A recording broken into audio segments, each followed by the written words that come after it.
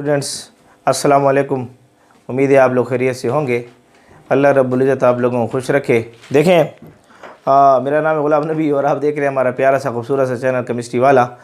इसको लाइक करें, सब्सक्राइब करें और ज़्यादा से ज़्यादा बच्चों को शेयर करें, ताकि हम चाहते हैं कि हम केपी के पाकिस्तान खैबर पख्तूनख्वा के अंदर एक अच्छी क्वालिटी एजुकेशन बच्चों को दे सकें।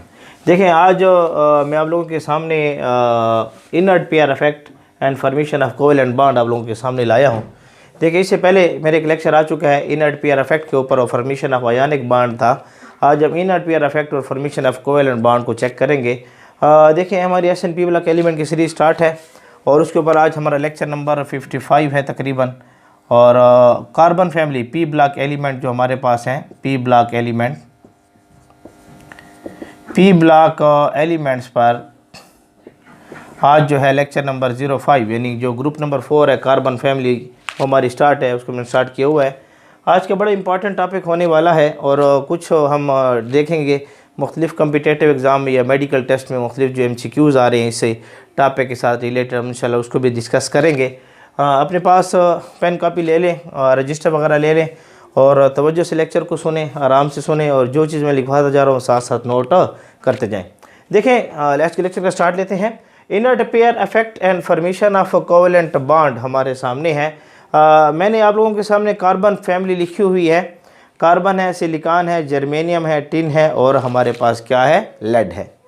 देखें आपके पास इससे पहले जो लेक्चर है लेक्चर 04 है, लेक्चर 03 को आप चेक करें, वहाँ पर मैंने इनर्ट पेयर इफेक्ट के ऊपर तफसीलन बात की हुई है। यहाँ पर भी हम कुछ बात इंशाल्लाह कर लेंगे और इसको थोड़ा सा आप चेक करें। यहाँ जो हमारे पास कार्बन है इसके इलेक्ट्रॉनिक कन्फिगरेशन को हम देखें तो 1s2 है, 2s2 है और 2p आपके पास जो है 2 इलेक्ट्रॉन है। ये हमारे पास K शेल है और ये हमारे पास L शेल है। ये दो शेल हमारे पास पाए जाते हैं।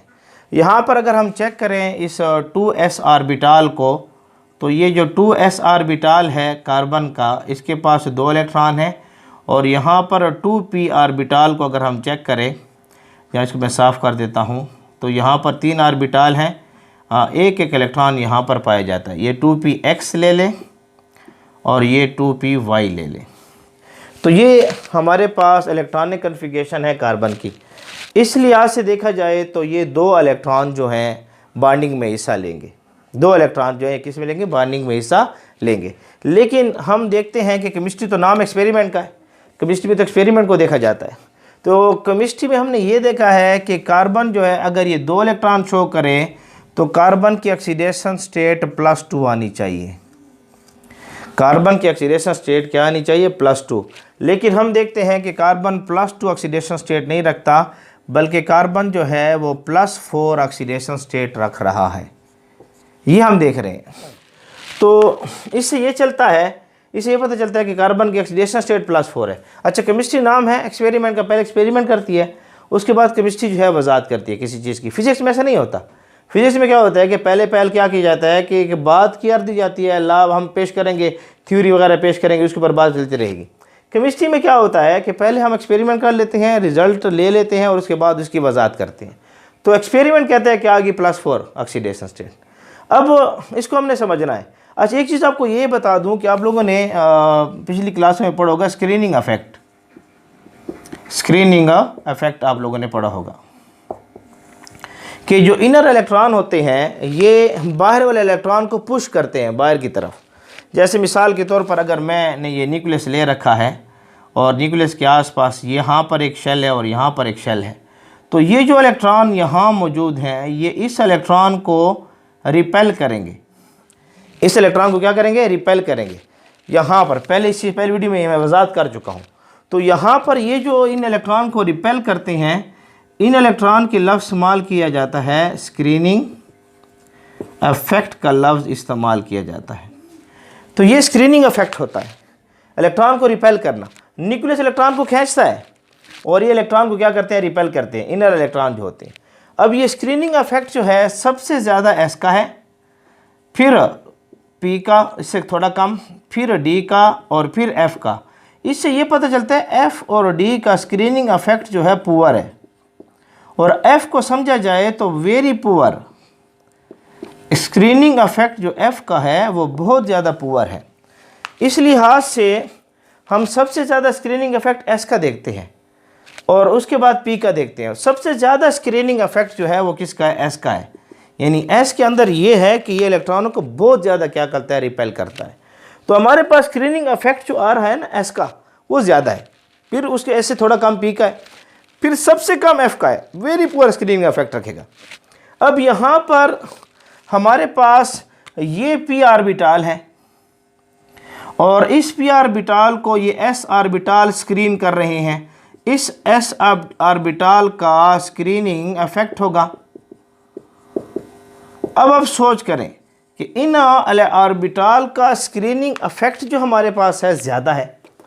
जब इनका स्क्रीनिंग इफेक्ट हमारे पास ज़्यादा आ रहा है तो क्या होगा कि ये इन इलेक्ट्रॉन को पुश, ये इलेक्ट्रॉन इन इलेक्ट्रॉन की, अच्छा इससे पहले 1s, सॉरी यहाँ पर ये 2s है, इससे पहले 1s है, सॉरी ये स्क्रीनिंग इफेक्ट शो करेगा। ये 1s के जो इलेक्ट्रॉन है, सॉरी जी, सॉरी ये होगा ये 1s, ये स्क्रीनिंग इफेक्ट शो करेंगे। सॉरी यहाँ पर स्क्रीनिंग इफेक्ट ये शो करेंगे क्योंकि ये तो आउटर मोस्ट शेल है, ये L shell, outer most shell, और ये हमारे पास K शेल है। तो ये जो K शेल के इलेक्ट्रॉन हैं ये शो करेंगे स्क्रीनिंग इफेक्ट को। किसे शो करेंगे? स्क्रीनिंग इफेक्ट को। अब इनके स्क्रीनिंग इफेक्ट ज़्यादा है तो ये इन 2s के इलेक्ट्रॉन को स्क्रीन करेंगे, पुश करेंगे, रिपेल करेंगे। तो इनका स्क्रीनिंग इफेक्ट ज़्यादा है। तो स्क्रीनिंग इफेक्ट ज़्यादा होने से ये इलेक्ट्रॉन रिपेल होंगे। अब ये इलेक्ट्रॉन जब रिपेल होंगे तो स्टेबल नहीं रहेंगे, कहेंगे यार ये हमें स्क्रीन कर रहे हैं, ये इलेक्ट्रॉन स्क्रीन कर रहे हैं और हमें पुश कर रही हैं। तो 1s के इलेक्ट्रॉन जब इनको स्क्रीन करेंगे तो ये जब स्क्रीन होगी, जब इनके ऊपर स्क्रीनिंग इफेक्ट होगा तो ये इलेक्ट्रॉन यहाँ से जंप करके इस ऑर्बिटल में बैठ जाएगा। उसे पता है कि ये ऑर्बिटल खाली है। 2pz जो ऑर्बिटल हमारे पास मौजूद है, या 2pz कहते हैं या जो भी आप कहते हैं, तो यहाँ पर इलेक्ट्रॉन उड़कर आकर बैठ जाएगा। उड़कर तो नहीं कह सकते, लेकिन बहरहाल यहाँ पर इलेक्ट्रॉन जंप करके आ जाएगा। तो यहाँ पर इस वजह से हम कार्बन की देखते हैं कि कार्बन की हमारे पास जब ये स्टेज आएगी तो यहाँ पर अब जो इलेक्ट्रॉनिक कन्फिगरेशन होगी 2s का इलेक्ट्रॉन एक रह जाएगा और उसके बाद यहाँ पर एक इलेक्ट्रॉन आपके पास आ जाएगा। ये हो जाएगा 2px, ये हो जाएगा 2py और ये हो जाएगा 2pz। तो एक इलेक्ट्रॉनिक कन्फिगरेशन तो कार्बन की हमारे पास ये आती है कि हमारे पास 2ps के अंदर 2 इलेक्ट्रॉन हैं और p के पास एक इलेक्ट्रॉन हमारे पास पाया जाता है। ये आपके पास 2s है और ये आपके पास 2px है और ये आपके पास 2py है। इस इलेक्ट्रॉनिक कन्फिगरेशन को नाम देते हैं ग्राउंड स्टेट। ये स्टेट हमारे पास जो है ये क्या कहलाएगी? ग्राउंड स्टेट हमारे पास कहलाएगी। ये जो इलेक्ट्रॉनिक कन्फिगरेशन है, इलेक्ट्रॉन यहाँ से जंप करके यहाँ आ रहा है और ये इलेक्ट्रॉनिक कन्फिगरेशन आएगी तो इसको हम नाम देते हैं एक्साइटेड स्टेट। इसे क्या नाम देते हैं? एक्साइटेड स्टेट का नाम देते हैं। तो यहाँ पर ये 2 इलेक्ट्रॉन यहाँ पर जाएंगे इस तरफ। अब ये इलेक्ट्रॉन जब यहाँ पर जाएंगे तो अब हमारे पास क्या आएगा? थोड़ा सा चेक करें। अब ये इलेक्ट्रॉन यहाँ गए, यहाँ पर आ गए। अब आप देखेंगे कि यहाँ पर इसके आउटर मोस्ट शेल में 1, 2, 3 और 4 इलेक्ट्रॉन। आपने हाइब्रिडाइजेशन पढ़ी होगी कि एक s ऑर्बिटल और 3 p ऑर्बिटल आपस में ओवरलैप होंगे और हमारे पास आएगी sp3 हाइब्रिडाइजेशन। sp3 एक s और 3 p ऑर्बिटल आपस में ओवरलैप हो रही हैं और sp3 हाइब्रिडाइजेशन आ रही है। 4 हाइब्रिड ऑर्बिटल sp3 हमारे पास बनेंगे। यानी कार्बन जो है ये एक sp3 इधर बनाएगा, एक sp3 इधर बनाएगा, एक sp3 इधर बनाएगा और एक sp3 इधर बनाएगा। इसलिए अगर यहाँ पर इसके साथ क्लोरीन अटैच हो रही है, यहाँ पर क्लोरीन अटैच हो रहा है, यहाँ पर क्लोरीन अटैच हो रहा है, यहाँ पर क्लोरीन अटैच हो रहा है, तो यहाँ पर ये 4 बॉन्ड बना रहा है और टेट्रा हेड्रल शेप है। 109.5 जो है डिग्री जो है एंगल आपके पास आएगा यहाँ पर। तो एक तो इस चीज़ को याद रखें, टेट्राहेड्रल ये बना रहे हैं। अब यहाँ पर ये जो बॉन्ड है इनर्ट पेयर ने, यहाँ पर ये पेयर इनर्ट नहीं रहे, यहाँ पर जो हमारे पास पेयर्ड हैं, ये पेयर्ड यहाँ पर इनर्ड नहीं रहे, और जब यहाँ पर ये पेयर इनर्ड नहीं रहे, ये जाकर बॉन्डिंग में हिस्सा ले रहे हैं, तो यहाँ पर इनर्ड पेयर ने अपना इफेक्ट शो नहीं किया, इनर्ड पेयर इफेक्ट यहाँ शो नहीं हो रहा। इसलिए यहाँ पर ये जो बॉन्ड बन रहा है, इस बॉन्ड को नाम देते हैं कोवेलेंट बॉन्ड। तो इससे एक चीज़ तो हमारे पास क्लियर हो गई है कि हमारे पास जब बॉन्ड कोवेलेंट होगा, बॉन्ड हमारे पास जब कोवेलेंट होगा, तो इनर्ट पेयर अपने आप को, इनर्ट पेयर इफेक्ट यहाँ पर मौजूद नहीं है। स्क्रीनिंग इफेक्ट एस का ज़्यादा है, इन इलेक्ट्रॉन को उसने इनर्ट नहीं रहने दिया, ये इलेक्ट्रॉन जंप कर रहे हैं और पी जेड में जा रहे हैं एक इलेक्ट्रॉन, वो कोवेलेंट बॉन्ड हमारे पास आ रहा है। तो यहाँ पर no inert pair, no inert pair effect, सारे के सारे इलेक्ट्रॉन ने बॉन्डिंग में हिस्सा ले लिया है, कोई इनर्ट पेयर इफेक्ट हमारे पास मौजूद नहीं है। तो जब भी inert pair effect carbon family में नहीं होगा, तो हमारे पास बॉन्ड कौन सा बनेगा, हमारे पास बॉन्ड आएगा कोवेलेंट बॉन्ड। इसलिए हमारे पास इसकी स्टेबल ऑक्सीडेशन स्टेट +4 है, इसकी स्टेबल ऑक्सीडेशन स्टेट +4 है। यहाँ नीचे आए तो मैंने आपको समझाया हुआ है कि यहाँ पर +2 ऑक्सीडेशन स्टेट होगी। ये +2 ऑक्सीडेशन स्टेट क्यों होती है, क्योंकि मैं पीछे समझा चुका हूँ इससे पहले लेक्चर में, आप उसको ज़रूर देखें कि यहाँ पर क्या होता है, इनर्ट पेयर इफेक्ट। यहाँ भी इसको पढ़ेंगे इंशाल्लाह, अभी देख लेते हैं इसको। ये +2 शो करेगा, यहाँ पर ये स्टेबल +2 ऑक्सीडेशन स्टेट है। यहाँ पर जो आपके सामने है SN जो है +4 भी शो कर रहा है, +2 भी शो कर रहा है।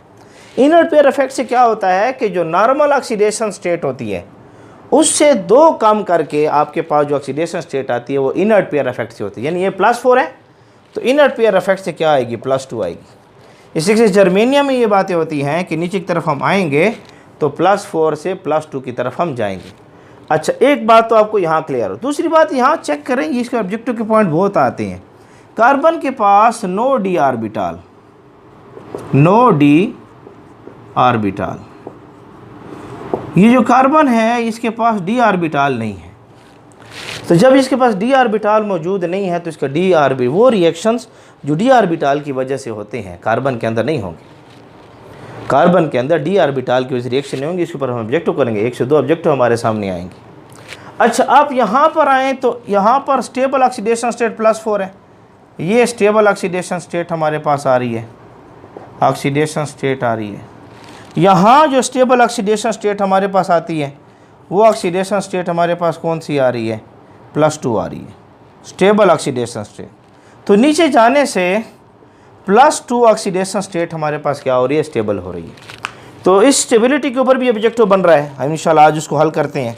ये हमारे पास जो है ऑक्सीडेशन स्टेट स्टेबल है लेड की, इनमें ऑब्जेक्टिव आ रहे हैं।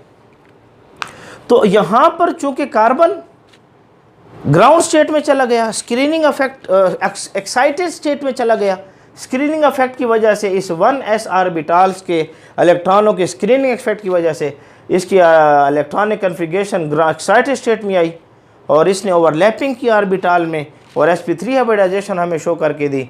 इनर्ट पेयर अपना इफेक्ट शो ना कर सका, स्क्रीनिंग इफेक्ट अच्छा खासा था S का, इस वजह से कोवेलेंट बॉन्ड हमारे सामने आया है। हाँ, अगर हम लेते हैं इसी ग्रुप के अंदर लेट्स सपोज SN को लेते हैं, तो SN अगर हमें +4 ऑक्सीडेशन स्टेट शो करके दिखा रहा है तो फिर तो हम कह सकते हैं कोवेलेंट बॉन्ड है, क्योंकि नो इनर्ट पेयर इफेक्ट है। SN +2 शो करके दिखा रहा है तो यहाँ अब ये स्क्रीनिंग इफेक्ट जो है इतना अच्छा नहीं था, तो यहाँ पर आपके पास बॉन्ड आयानिक आएगा, बॉन्ड हमारे पास क्या आएगा, आयानिक आएगा। क्यों, यहाँ पर क्या होगा, इनर्ट पेयर इफेक्ट। आयानिक बॉन्ड क्यों आया, रीज़न इसके पीछे क्या है, इनर्ट पेयर इफेक्ट, ये रीज़न इसके पास हमारे पास रहेगी, ये बॉन्ड आयानिक रहता है। तो हम इसको डिस्कस करते हैं SN+4 को और SN+2 को डिस्कस करते हैं। थोड़े अब इन पॉइंट को नोट करें, खुसूसन आप कार्बन में d ऑर्बिटल मौजूद नहीं है, इसको आपने याद रखना है। इसके ऊपर ऑब्जेक्टिव हमारे सामने आएंगी। स्टेबिलिटी किसकी ज़्यादा अच्छा है, लेड की स्टेबिलिटी हमारे पास अच्छी है, +2 नीचे जाने से कार्बन +4 की स्टेबिलिटी अच्छी है, इसको भी आप नोट करें। तो जल्दी से इसका स्क्रीनशॉट लेना चाहते हैं स्क्रीनशॉट ले लें, मैं साइट पर हो गया हूँ, या इसको आप वीडियो को पास करना चाहते हैं, पास करने के बाद जो है नोट कर लें। मैं साइट पर हो गया हूँ, शाबाश, जल्दी से नोट कर लें, जल्दी से नोट कर लें, शाबाश। उम्मीद है आप लोगों ने नोट कर लिया होगा। हम इसको थोड़ा सा साफ़ करते हैं और हम देखते हैं SN की तरफ हम आते हैं, थोड़ा सा तो साफ़ कर लें, थोड़ा सा नोट कर लिया होगा, जल्दी से नोट कर लें, शाबाश, ठीक है, उम्मीद है नोट कर लिया होगा। देखिए थोड़ा इसको साफ़ करते हैं ताकि अपने लिए जगह बना सकें हम।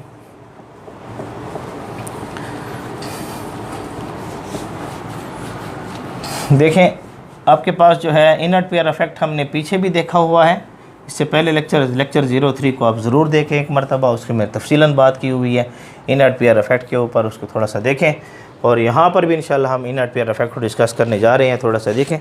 यहाँ पर जो आपके पास, अगर आपके पास ये जो फैमिली लगी हुई है ना, कार्बन फैमिली है, कार्बन है, या आपके पास सिलिकॉन है, जर्मेनियम है, और टिन है, और लेड है। अगर आप चेक करें इनके पीरियड्स को, तो आपके पास जो है ये जो है ना कार्बन फैमिली सेकंड पीरियड है, आपके पास 2s2 2p आया था, ये आपके पास सेकंड पीरियड था, तो क्या था 2s और 2p, ये आपके पास होगा 3s और 3p। तो यहाँ पर आप चेक करेंगे 3p जब आ जाता है तो यहाँ पर 3d ऑर्बिटल भी मौजूद है, 3d ऑर्बिटल भी मौजूद है। यहाँ पर जर्मेनियम की तरफ आएँ तो क्या होगा 4s 4p। तो यहाँ ये पता चलता है कि 3d भी है, 4f भी है, f ऑर्बिटल भी एंट्री कर रहा है। इस तरीके से 3d के साथ साथ जो है हमारे पास जो है 4d भी आपके पास आ जाएगा, 4f के इसके बाद 3f भी आएगा, f ऑर्बिटल भी इंटर हो रहा है, d ऑर्बिटल भी इंटर हो रहा है। इस तरीके से यहाँ पर जब आएंगे तो 5s है, 5p है, तो यहाँ पर भी d ऑर्बिटल है, f ऑर्बिटल भी है। यहाँ पर आएँ तो यहाँ पर 6s है और 6p है। यहाँ पर electronic configuration, general electronic configuration से पिछले लेक्चर में बता चुका हूँ कि जनरल इलेक्ट्रॉनिक कन्फिगरेशन क्या होती है। यहाँ पर ns2 np2, यहाँ पर 2s2 2p2, यहाँ 3s2 3p2, यहाँ 4s2 4p2, यहाँ 5s2 5p2, यहाँ 6s2 6p2। लेकिन साथ साथ d ऑर्बिटल और f ऑर्बिटल भी होंगे। आप इनके इलेक्ट्रॉनिक कन्फिगरेशन ज़रूर निकालें, इससे पहले लेक्चर में मैं निकाल चुका हूँ। 3D लेक्चर नंबर 03 को आप ज़रूर चेक करें। अब यहाँ पर एक तो यहाँ d ऑर्बिटल आ चुके हैं, यहाँ कार्बन d ऑर्बिटल ने, ऑब्जेक्टिव के लिए इसको भी याद रख लेना आप लोगों ने। यहाँ पर एक चीज़ आपने देखनी है कि आपको मैंने स्क्रीनिंग इफेक्ट अभी समझाया है कि जो स्क्रीनिंग इफेक्ट है हमारे पास, स्क्रीनिंग इफेक्ट वो हम देखते हैं सबसे ज़्यादा S में है, फिर कुछ कम P में, फिर D में कम, फिर F में कम, यानी ये सबसे कम हो रहा है। सबसे ज़्यादा S में है, फिर P में आप देख रहे हैं, फिर D में है, फिर हमारे पास F में है। F में वेरी पुअर स्क्रीनिंग इफेक्ट होता है।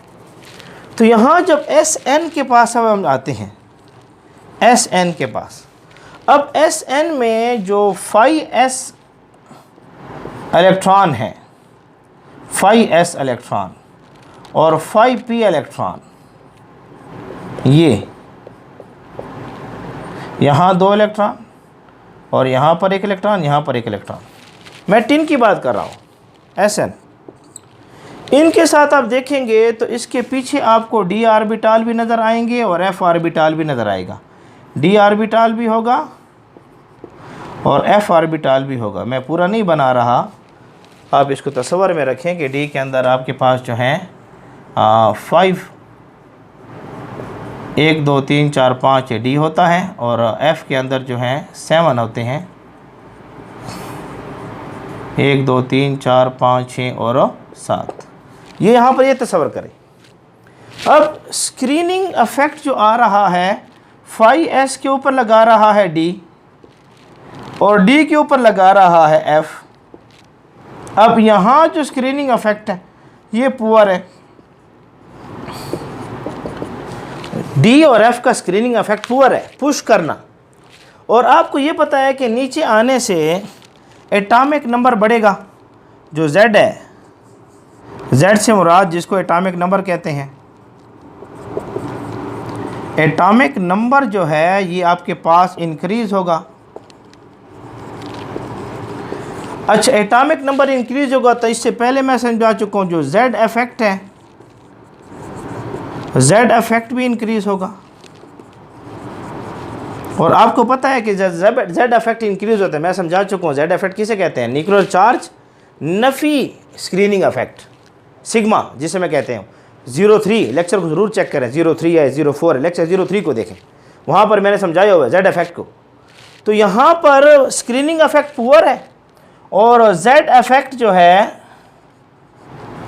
एटॉमिक नंबर ज़्यादा होने से Z इफेक्ट ज़्यादा है। अब स्क्रीनिंग इफेक्ट यानी रिपल्शन कम है और अट्रैक्शन ज़्यादा है। और आपको पता है कि न्यूक्लियस जो हमारे पास है जिसके पास प्लस चार्ज है, इसके करीब s ऑर्बिटल होता है, इसके करीब हमारे पास s ऑर्बिटल है और यहाँ पर p ऑर्बिटल है। अब यहाँ पर इन इलेक्ट्रॉन को ये अट्रैक्ट करेगा न्यूक्लियस, इन दो इलेक्ट्रॉन को न्यूक्लियस खींचेगा अपनी तरफ ज़्यादा। क्यों? Z इफेक्ट बढ़ चुका है, एटॉमिक नंबर बढ़ा है, स्क्रीनिंग इफेक्ट D और F का कम है।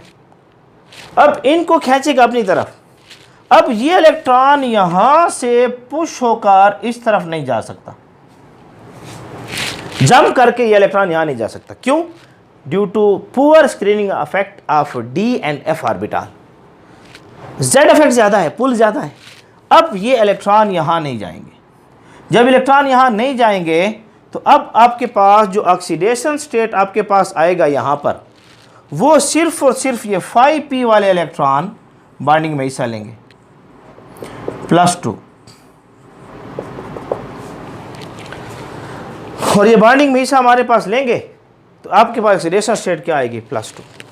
अब ये +2 ऑक्सीडेशन स्टेट क्यों क्या हो रही है? क्योंकि ये 5s इलेक्ट्रॉन जो हैं वो स्क्रीनिंग इफेक्ट पुअर होने की वजह से D and F के और Z इफेक्ट ज़्यादा होने की वजह से बॉन्डिंग में हिस्सा नहीं ले रहे। अब ये इनर्ट रह गए हैं। अब ये क्या रह गए? इनर्ट। और इसी को हम नाम देते हैं inert pair effect. Oxidation state +4 की बजाय +2 रहेगी। अब हमने ये देखना है कि हमारे पास कोवलेंट और आयनिक कब होगा। इसके लिए हमने फेजान रूल पढ़ा हुआ है। फेजान रूल हमारे चैनल पर जाएं और वहाँ चेक करें। इसी पी ब्लॉक एलिमेंट्स में मैं लेक्चर नंबर 02 फेजान रूल के ऊपर तफसीलन में लेक्चर दिया हुआ है, वहाँ उसको ज़रूर एक मरतबा आप चेक करें। तो यहाँ पर +2 ऑक्सीडेशन स्टेट जब आएगी तो +2 आपको आयनिक शो करती है और +4 ऑक्सीडेशन स्टेट अगर टिन की आ रही है तो ये आपको कोवलेंट शो करती है, +4। तो इसके लिए हमने एक रूल पढ़ा हुआ है जिसको फैजान साहब ने पेश किया है। फैजान रूल का नाम देते हैं। उम्मीद है आपको नज़र आ रहा होगा, यहाँ बोर्ड जो है, तो उम्मीद है आपको नज़र आ रहा होगा। फैजान रूल वहाँ डिस्कस किया, वहाँ तफसीलन देखें, लेकिन यहाँ थोड़ा सा डिस्कस करते हैं। आप थोड़ा इसको जल्दी से स्क्रीनशॉट ले लें, इसका स्क्रीनशॉट ले लें इसका शाबाश जल्दी से, और इसको जल्दी से नोट करें, वीडियो को पास करके। मैं सेट पर हो गया हूँ, तो उम्मीद है आप लोगों ने इसको नोट कर लिया होगा। हमारा डस्टर यहाँ पर है, तो मैं इसको थोड़ा साफ़ करने जा रहा हूँ। आप थोड़ा देखें।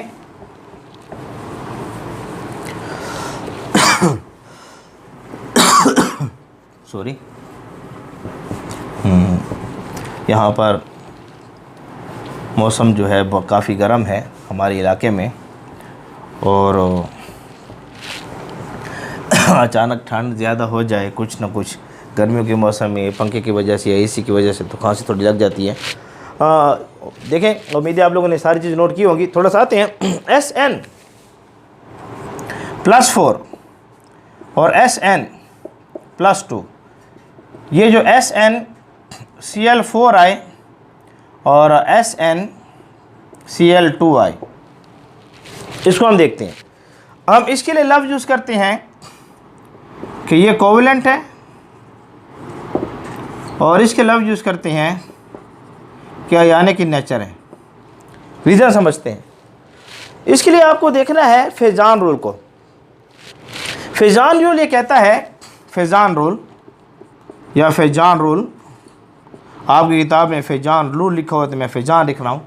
कि जितनी ज़्यादा हमारे पास चार्ज डेंसिटी होगी,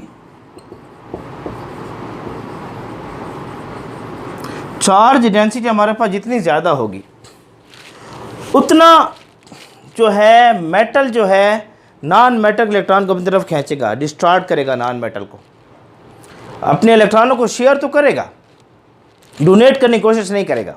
तो चार्ज डेंसिटी जितनी ज़्यादा होगी उतना कोवेलेंट करैक्टर ज़्यादा, कोवेलेंट करैक्टर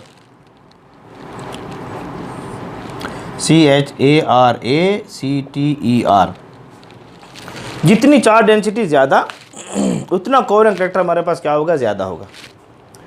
अब जितनी चार्ज डेंसिटी कम उतना आयनिक करैक्टर ज़्यादा, यानी चार्ज डेंसिटी कम।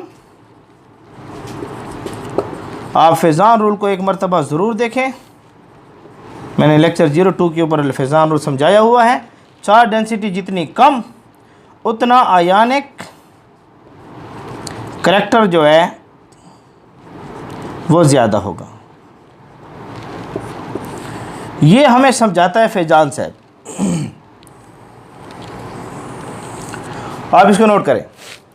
अब यहाँ पर आप देखें SnCl4 में यहाँ पर +4 चार्ज डेंसिटी है, यहाँ SN इसमें +2 है, यहाँ 1 के लिए -1, 2 के लिए -2, 4 के लिए -4, रिजल्ट 0 लाना है तो +4। यहाँ क्लोरीन 1 के लिए -1, 2 के लिए -2, रिजल्ट 0 लाना है तो यहाँ +2 आएगा चार्ज डेंसिटी। अब यहाँ देख रहे हैं SN10 में यहाँ पर चार्ज डेंसिटी वो ज़्यादा है, और अभी आपने पढ़ा है कि चार्ज डेंसिटी यहाँ पर ज़्यादा होगी वहाँ पर कोवेलेंट करैक्टर होगा।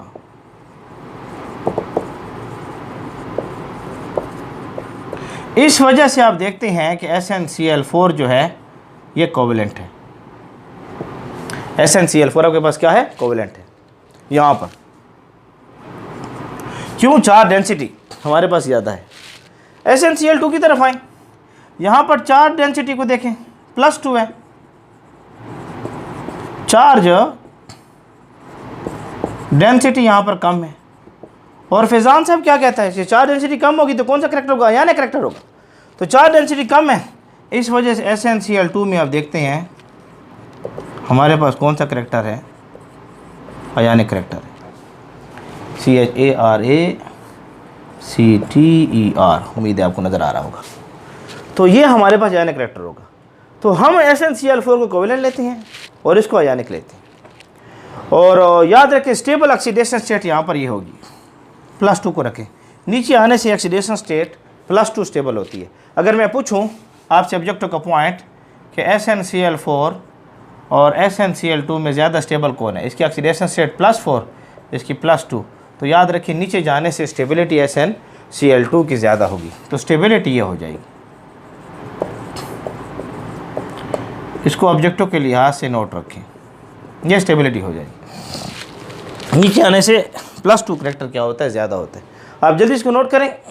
इसके ऊपर 3 ऑब्जेक्टिव मैं लाया हूँ, इसी के ऊपर जो है जो मुख्तलिफ टेस्टों में कम्पिटेटिव एग्ज़ाम में आ रहे हैं। आप जल्दी से नोट करें, शाबाश। 3 ऑब्जेक्टिव कम करते हैं जल्दी से, उम्मीद है आप नोट करें। हम उन 3 ऑब्जेक्टिव की तरफ चलते हैं। उम्मीद है आप लोगों ने इसको नोट कर लिया होगा। मैं इसको साफ़ करने जा रहा हूँ। लेक्चर थोड़े से लंबे हो रहे हैं, बाज़ चीज़ें ऐसी होती हैं कि हमें डिटेल देनी पड़ती है, तो इस वजह से लेक्चर थोड़े से लंबे हो जाते हैं। बाज़ वक़्त मेरी कोशिश छोटे लेक्चर दे सकूं और छोटे लेक्चर जुज़ियात की सूरत में आपके सामने आ सकें, लेकिन बाज़ वक़्त मजबूरी हो जाती है। तो मैं ऑब्जेक्टिव आपके सामने लाया हूँ, बहुत सारे ऑब्जेक्टिव को आप चेक करें थोड़ा सा।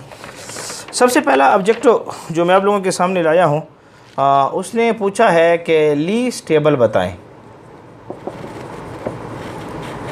इनमें से सबसे ज़्यादा लीस्ट टेबल कौन सा है। 4 ऑप्शन उसने आपको दिए हुए हैं, option number A, B, C और D। आप लोगों ने लीस्ट टेबल हमने बताना है। Carbon tetrachloride, germanium tetra iodide, tin tetra iodide, और हमारे पास जो है लेड टेट्रा आयोडाइड। अब आपसे पूछ रहा है कि इनमें से लीस्ट टेबल आप हमें बताएं कि हमारे पास लीस्ट टेबल कौन सा है। तो आप कमेंट बॉक्स में जो है जल्दी से कमेंट करें इसके ऊपर कि हमारे पास लीस्ट टेबल कौन सा है। जल्दी से नोट कर ले, शाबाश, जल्दी से नोट करें, जल्दी से नोट करें, शाबाश, जल्दी से। मेरे ख्याल से आप लोगों ने नोट कर लिया होगा, आंसर भी निकाल लिया होगा। मैं समझा चुका हूँ। मैंने बताया था आप लोगों को कि नीचे जाने से कौन सी ऑक्सीडेशन स्टेट ज़्यादा स्टेबल होती है।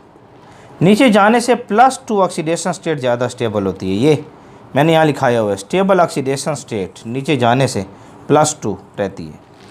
यहाँ पर आप चेक करें, कार्बन टेट्राक्लोराइड है तो यहाँ पर +4 ऑक्सीडेशन स्टेट, कुल के नफ़ी 1 4 के नफ़ी 4 रिजल्ट 0 लाना तो +4, यहाँ पर ये +4, यहाँ पर ये +4, यहाँ पर ये +4। और ये कहते हैं लीस्ट स्टेबल कौन सा है।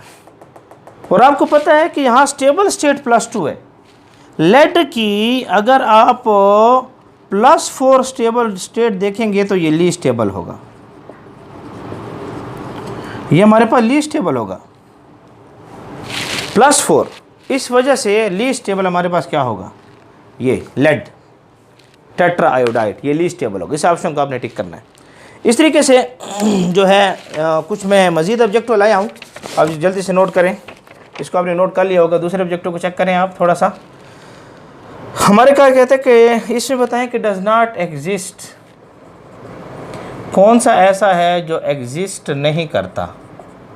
डज़ नॉट एग्जिस्ट, या आपके मुख्तलिफ मेडिकल टेस्ट में ये सवाल आते हैं, तो आपने इन्हीं सवालों को अच्छे तरीके से साथ चेक करें कि इनमें से ज़्यादा लीस्ट स्टेबल कौन सा है।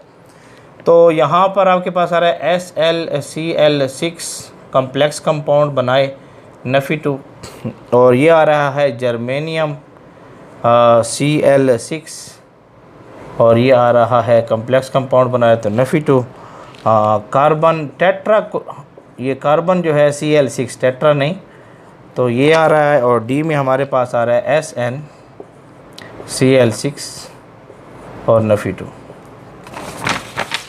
तो आप जल्दी से नोट करें, देखें इसका आंसर दें कमेंट बॉक्स में, जल्दी से इसका आंसर दें। उम्मीद है आप लोगों ने आंसर दे दिया होगा। अगर आपको लेक्चर समझ आया है, मैंने यहाँ पर समझाया था कार्बन के पास d ऑर्बिटल नहीं है। और याद रखें कार्बन के पास जब d ऑर्बिटल मौजूद नहीं है तो ये कम्प्लेक्स, यहाँ पर कार्बन अगर चेक करें तो कार्बन की मैक्सिमम ऑक्सीडेशन स्टेट +4 है, और यहाँ पर अगर ये Fe1 है और Fe6 है तो +6, पॉसिबल नहीं है।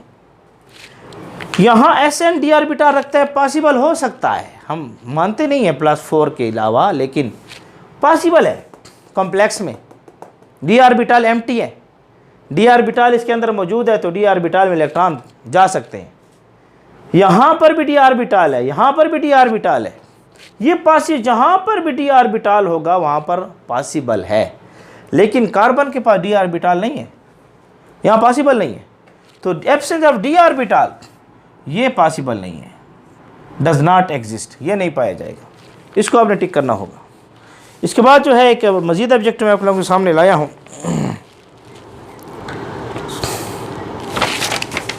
अब जल्दी से इसको नोट करें। ऑब्जेक्टिव नंबर 3 हमारे पास है। ये है कि वो कौन सी प्रॉपर्टी है, आप फिक्र खुद से बना लिया करें, कि जो इंक्रीज़ हो रही है।